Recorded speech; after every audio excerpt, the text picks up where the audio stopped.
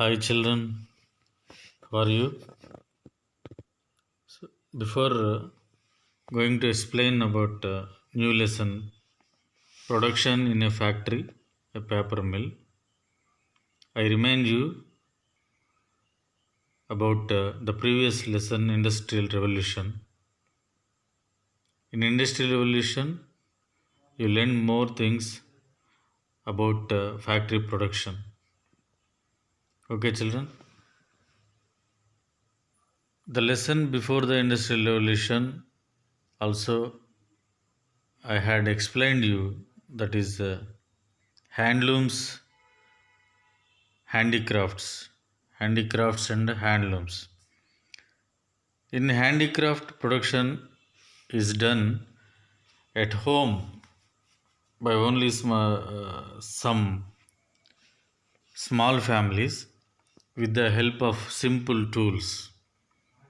But in contrast, factories produce goods on a large scale with the help of machines and large number of workers. That is the difference between handicraft production and factory production. Understand? So handicraft ప్రొడక్షన్లో కొద్దిమంది శ్రామికులతో ఇంట్లోనే production తక్కువ ఉత్పత్తి జరుగుతుంది. అదే మాదిరిగా factory production అంటే మిషన్తో, యంత్రాలతో, ఎక్కువ శ్రామికులతో ఎక్కువ ప్రొడక్షన్ జరుగుతుంది అన్న సంగతి మనం ఇప్పుడు తెలుసుకున్నాం.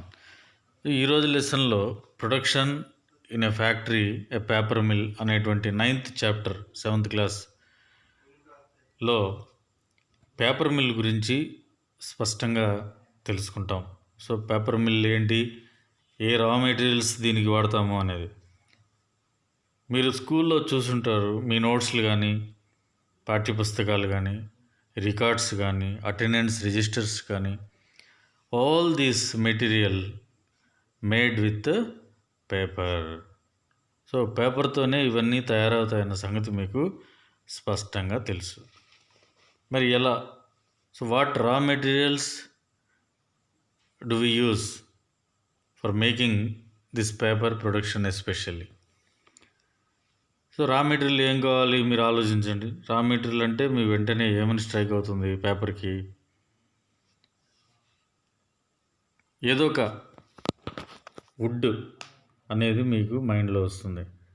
అంటే ఆ వుడ్ ఎక్కడ తయారవుతుంది? ఫారెస్ట్లో ఉంటుంది, అది చెట్ల నుంచి వస్తుంది అనమాట. Generally paper mills use wood from bamboo, eucalyptus, subabul trees. Bamboo అంటే తెలుసు కదా, వెదురు అంటారు తెలుగులో. అదే మాదిరిగా యూకలిప్టస్ అంటే జామాయిలు. అదేవిధంగా సుబాబులు అంటే మనం ఇళ్ళల్లో, విలేజెస్లో కూడా మనం సుబాబులు చూస్తుంటాం. చాలా డెలిషియస్గా ఉంటాయి ఆ బ్రాంచెస్ కానీ అవి. సో వీటి నుంచి తీసుకున్నటువంటి వుడ్ని మనం ఈ పేపర్ తయారీకి వాడుతుంటాం. Okay, subabul wood is most widely used now present day. Why? Because there is a scarcity of బ్యాంబూకి స్కార్సిటీ ఉంది, అంటే కొరత ఉంది. అడవులు రోజు రోజుకి ఏమవుతున్నాయి? డిఫారెస్టేషన్ జరుగుతూ ఉంది. అంటే instead of afforestation there is deforestation. అంటే అడవులను పెంచడం బదులు అడవులు తరిగిపోవడం అనేది మనం గమనిస్తున్నటువంటి మార్పు. ఓకే, ఈ రా మెటీరియల్ పేపర్కి మనం యూకలిప్టస్ వాడతాం, బ్యాంబూ వాడతాం, సుబాబుల్ ట్రీస్ వాడతాం. ఇంకా ఏమేమి యూజ్ చేస్తాం దీంట్లో? Besides wood a number of chemicals like common salt and caustic soda are also used in different stages of paper making. Okay, scrap paper is also recycled in paper mills. అంతేకాకుండా raw మెటీరియల్లోనే భాగంగా స్కార్ప్ paper కూడా, అంటే use చేసి పడేసినటువంటి పేపర్ను కూడా recycling సిస్టంలో మళ్ళీ paper తయారీకి మనం యూజ్ చేస్తాం. Okay, factories use heavy machinery which are run by electricity. ఫ్యాక్టరీలో ఎక్కువగా భారీ యంత్రాలు ఉంటాయి, మీకు తెలుసు. ఆ యంత్రాలు నడవాలంటే ఏం కావాలి? పవర్ కావాలి, విద్యుత్ కావాలి, that is electricity. For example, paper mill shown requires nearly 25 megawatt every year. More than half of the electricity requirement is met through the factory's own power generators. So 25 megawatts electricity వాడుతుండగా అందులో సగంకు పైగా ఓన్గా ఫ్యాక్టరీలో setup చేసినటువంటి power generators ద్వారా విద్యుత్తు వాడుతూ ఉంటాం. ఇంత విద్యుత్ దీనికి ఫ్యాక్టరీ నడపడానికి అవసరం అవుతుంది అన్న సంగతి మనం గమనించాలి. Besides electricity, the mill requires large quantity of clean water throughout the year. ఇంకా కూడా వాటర్ను కూడా ఎక్కువ మోతాదులో మనము ఈ ప్రొడక్షన్కి వాడుతూ ఉంటాం. సో ఎలక్ట్రిసిటీ, వాటర్ అనేది కూడా ఎక్కువ మోతాదులో మనం వాడేటువంటి పరిస్థితి మనం గమనించవచ్చు. Okay, paper mills and disappearance of bamboo. Under this subheading we have been observing bamboo shoots and especially bamboo shoots gradually decreasing in production, decreasing in growing in the forest. అడవుల్లో ఈ బ్యాంబూ అనేది రోజు రోజుకి తగ్గిపోతూ ఉంది. కారణం ఏంటంటే అంతకుముందు బాగా ఈ ఫ్యాక్టరీస్ ఎక్కువగా దీన్ని యూజ్ చేయడం జరుగుతూ ఉంది. A few decades ago, contractors employed tribal people like those living in Konovaram Hills. You read about in class 6th. 6వ తరగతిలో మీరు కోనవరం హిల్స్లో అక్కడ ఉన్న ట్రైబల్ పీపుల్ ఏం చేస్తుంటారు అన్న సంగతి ఒకసారి గుర్తు చేసుకుంటే, వాళ్ళు అడవుల్లో ఉన్నటువంటి ఈ బ్యాంబూ ట్రీస్ని కట్ చేస్తూ దాని ద్వారా వచ్చినటువంటి లేబర్ని, దాని ద్వారా వచ్చినటువంటి కూలీతో వాళ్ళు జీవించేవాళ్ళు అన్నది మనం అంతకుముందు మనం గమనించాం. Due to excessive cutting in the past, ఎప్పుడు నరికేస్తూ ఉంటే ఈ బ్యాంబూ అనేది కొంతకాలానికి తరిగిపోతుంది సంగతి మనందరికీ తెలిసిందే. Due to the excessive cutting in the past, there are no bamboos available in the forest near the paper mills now. So paper mill జనరల్గా raw material ఎక్కడ అందుబాటులో ఉంటుందో అక్కడే సెటప్ చేస్తారు. ఏ మిల్ అయినా, ఏ ఫ్యాక్టరీ అయినా రా మెటీరియల్కి దగ్గరలోనే ఫ్యాక్టరీని ఎస్టాబ్లిష్మెంట్ చేయడం జరుగుతుంది. సో ఆ క్రమంలో అడవిలో ఉన్నటువంటి ఈ బ్యాంబూ అంతా కూడా తరిగిపోవడం వల్ల మరి రాను డిసపియర్ అయిపోవడం జరిగింది. బ్యాంబూ అనేది కనుమరుగైపోతుంది రోజు రోజుకి. Okay, hence paper mills are looking for alternative raw material. ఎప్పుడైతే bamboo main material, raw material తగ్గిపోయిందో వెంటనే పేపర్ మిల్స్ ఆగిపోవు కదా, వెంటనే ఆల్టర్నేటివ్ చూసుకుంటుంది అనమాట. ఇప్పుడు ఆల్టర్నేటివ్ ఏంటంటే సుబాబుల్ అనేది it is another alternative raw material for making paper. Understand? These are grown in the villages. గ్రామాల్లో వీటిని పెంచుతున్నారు. This led the government encourage people to grow subabul trees on farm land. So వ్యవసాయ భూముల్లో కూడా దీన్ని ప్రభుత్వం ఎంకరేజ్ చేసి ఈ సుబాబుల్ని పెంచమని చెప్తుంది. ఎందుకంటే ప్రొడక్షన్ కాస్ట్ కూడా చాలా తక్కువ ఉంటుంది. దీనికి ఇన్పుట్ ఎక్స్పెండిచర్ కూడా చాలా తక్కువ ఉంటుంది సుబాబులకి. రైతులకి పైర్లు అవి పెడితే చాలా ఎక్కువ ఎక్స్పెన్సెస్ అవుతాయి.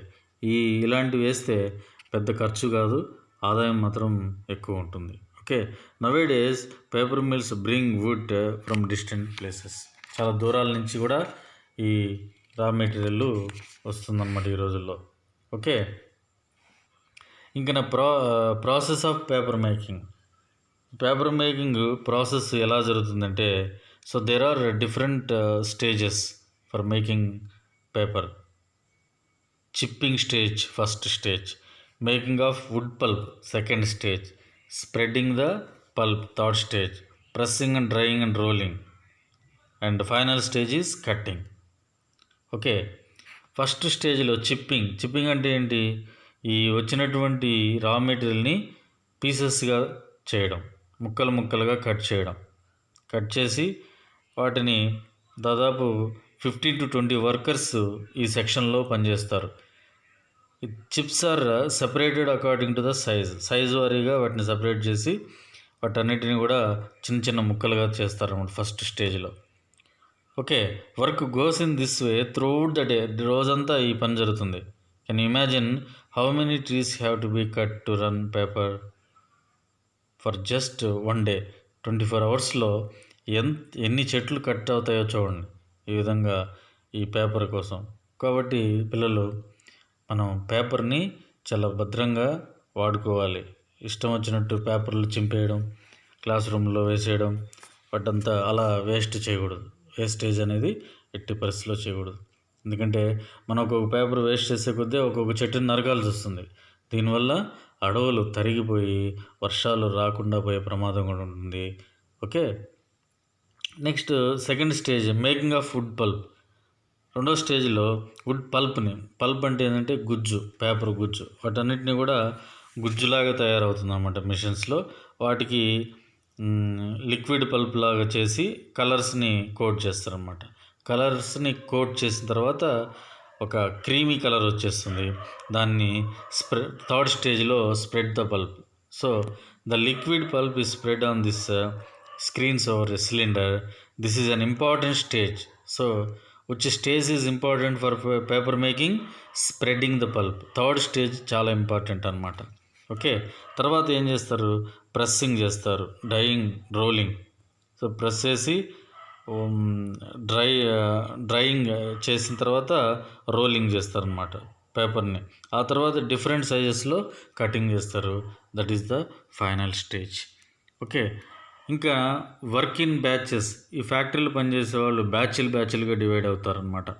సో ఒక్కొక్క బ్యాచ్లో కొంతమంది పనిచేస్తూ ఉంటారు. For example, raw materials of one batch wood be processed together each stage. For example, when batch number 201 is being cut into small pieces, at the same time the previous batch 200 would be in the section for making a pulp, and batch number 199 would be in the spreading section. Okay, ఇలా batch numbers, ఒక్కొక్క బ్యాచ్లో వ్యక్తులు ఒక్కొక్క పనిని ఒక్కొక్క స్టేజ్లో కొంతమంది work చేస్తూ ఉంటారన్నమాట. As soon as number 201 is cut into pieces and would be sent to the next section. Number 202 would come up for cutting into pieces. ఇలా ఒక్కొక్క సెక్షన్లో ఒక్కొక్క స్టేజ్లో ఒక్కొక్క పని పూర్తి చేస్తూ ఉంటారన్నమాట. ఓకే, ఈ బ్యాచ్ నెంబర్లో. అందుకనే మనం ఏదైనా ఒక ప్రొడక్షన్ని ప్యాకింగ్లో చూసినప్పుడు బ్యాచ్ నెంబర్ అని కూడా ఉంటుంది. సో ఆ బ్యాచ్ నెంబరు చూడగానే అది అప్పుడు ఆ బ్యాచ్లో ఎవరున్నారనేది కూడా రికార్డులోకి ఉంటుంది ఫ్యాక్టరీలో. ఓకే, నెక్స్ట్ వర్కింగ్ అవర్స్ ఎలా సెగ్రిగేట్ చేస్తారు. సో మొత్తం 3 షిఫ్ట్స్ ఉంటాయి. 6 to 2 PM డే టైంలో, అదేవిధంగా 2 PM to 10 PM and 10 PM to 6 AM, that is night shift. ఈ షిఫ్ట్స్ కూడా చేంజ్ అవుతూ ఉంటాయి. వర్కర్స్ ఇలా చేంజ్ అవుతూ ఉంటారు. సో 6 to 2 PM వచ్చేవాళ్ళు కొంతమంది ఉంటారు, 2 to 10 PM కొంతమంది ఉంటారు, 10 to 6 AM కొంతమంది ఉంటారు. ఈ విధంగా రోజంతా 24 గంటలు ప్రొడక్షన్ జరుగుతూ ఉంటుందన్నమాట. ఇక్కడ బ్రేక్ ఉండదు. ఓకే, ఆ తర్వాత ఏం చేస్తారు? సెల్లింగ్ ద పేపర్ని మార్కెటింగ్ చేయడం అంటారు దీన్ని. సో మనం we are sending the paper to abroad అంటే ఇతర దేశాలకు కూడా మనము పంపిస్తూ ఉంటాం పేపర్ని. For example, Sri Lanka, Bangladesh, Nepal, Malaysia, Singapore, Nigeria and South Africa. So we sent our paper production to the following countries. Okay, the paper is sold through these depots. Understand? So working in a paper mill.